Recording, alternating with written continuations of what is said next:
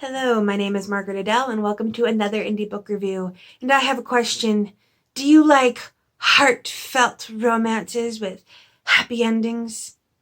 This is not the book for you. Today I am reviewing Matters of Convenience by Roy L. Pickering Jr. And this is less of a romance with a guaranteed HEA and more of an adult contemporary looking into relationships and just how messy they can get with all these kind of different things mixed up. Now, when I first read the synopsis, I thought we were going to have a bit of a love triangle, definitely more than what you actually get in the story, and I was actually a little bit put off because I'm not the biggest fan of a love triangle unless they end in polyamory. But I was talking with the author and I was like, hey, FYI, this is looking love triangle, and he goes, well, it's not quite what you think. And it's not. It's really nice. This revolves around three characters, Marshall, Audrey, and James. Audrey and James end up in a relationship together, and Marshall has been pining over Audrey for forever. And it's basically about the interplay of their lives plus their various careers, as well as maybe a baby kind of throwing a wrench into the works and snarling things up a bit. Now, like I mentioned before, and not to spoil it, this doesn't have a perfectly wrapped up, nice, happy ending. If you're the kind of person that requires any story about relationships to end with a proposal or something like that, you're gonna be disappointed. However, if you're like me and you've read a ton of romances and you can get a little bit tired of everything being wrapped up so absolutely neatly and literally every problem being solved at the end of a story about relationships, this is a very nice, not antithesis, but more like a foil.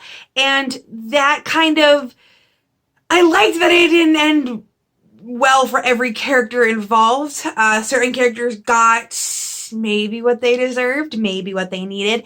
And it was very much messy, and I loved that.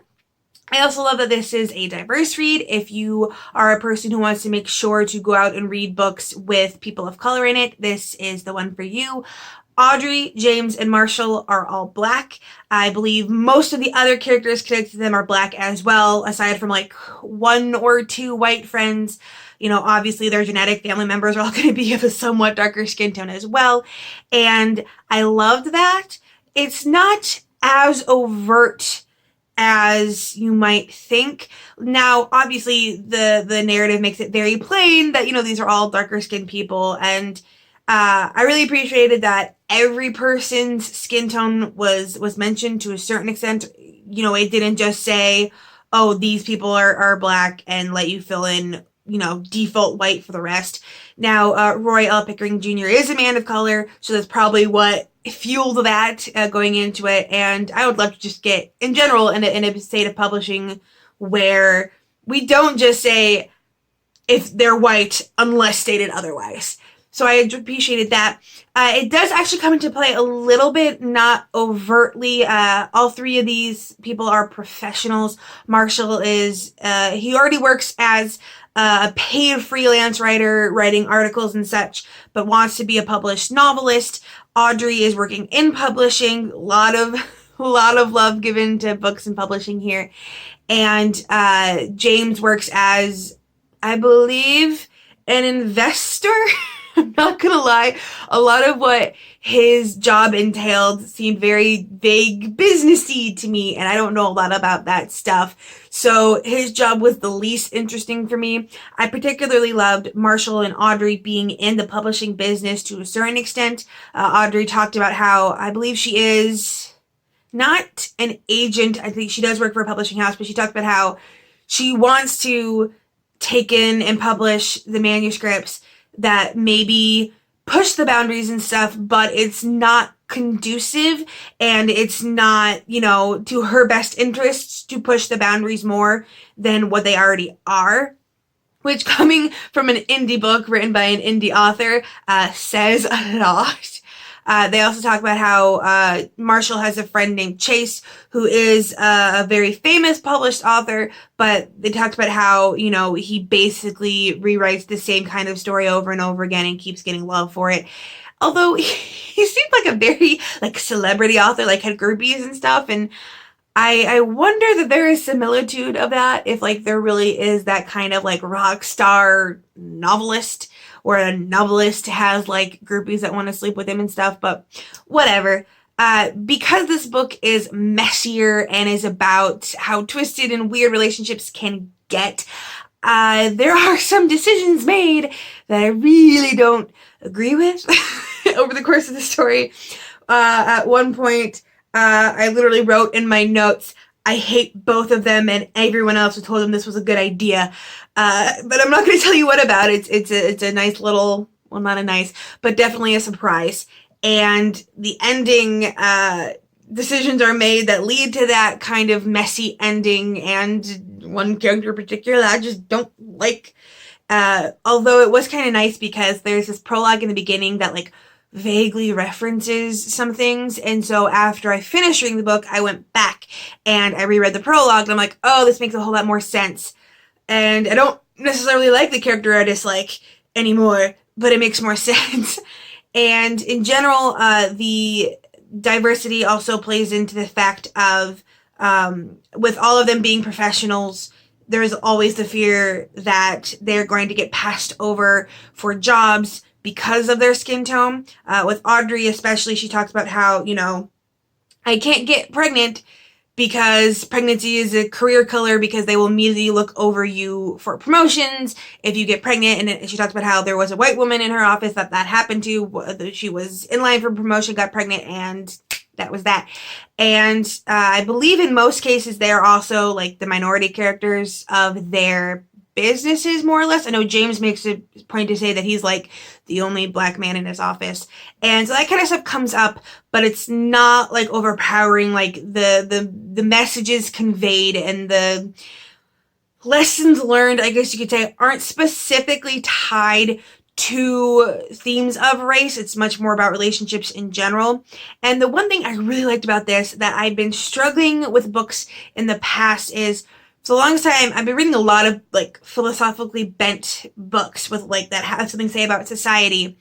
And every time that I read one and I got really annoyed, the comment I always made was, there's too many of these little philosophical rants on too broad a range of subjects that none of them stick. And the nice one about this one is, while there still is philosophy and themes in it, they're all very tightly compacted into things like relationships and who to choose as a partner and how that affects your life. So I really appreciated how succinct and how locked in the themes were when thinking on a philosophical bent. I also really liked, because I was so nervous, and is this spoiling? It might be, but I, fun fact, hate the concept of the friend zone. As someone who works with a small town professional wrestling company and has a ton of guy friends as a result of working with professional wrestling, the idea that, you know, you've got all these guy friends that just want to sleep with you is aggravating as hell to me. So Marshall being in love with Audrey for literal years at the point of their story, we're talking like 6, 7, 8 years, he's been pining over her. And I remember reading the entire story going, if she suddenly flips and is into him in the first 100 pages, I'm done. Fortunately, that's not what happened, and I'll let the book tell you the entire extent of what happens between them. But for me, it felt like a very accurate representation of what the friend zone actually is, and how that relationship plays out in a way that I actually enjoyed, which is, again, strange for me. I usually hate friend zone setups. And I also liked just that Roy L. Pickering wasn't afraid to make a character look semi-pathetic at times. His male characters didn't have to be super macho, and I appreciated that. In general, this book might be a little bit more of an in-depth read, only because A, it is an adult contemporary with like in-depth themes and like that stuff, and a lot of very in-depth writing style, where like a woman nicely dressed sitting in the corner of the restaurant would become a metaphor for something happening in a conversation between two characters. And not that I was so much against that, but it was a little bit hard to get into. Add to that the fact that this is over 400 pages, I believe 428, if I remember correctly. Maybe more than that, I can't remember now. But I appreciated the very focused nature of the themes, even if the writing style was a little bit hard to get into. And for that reason, I give this book 4 stars. Definitely a read if you're looking for adult contemporary or diverse reads, as this is POC cast and own voices. I'm very glad that I can add this to my list.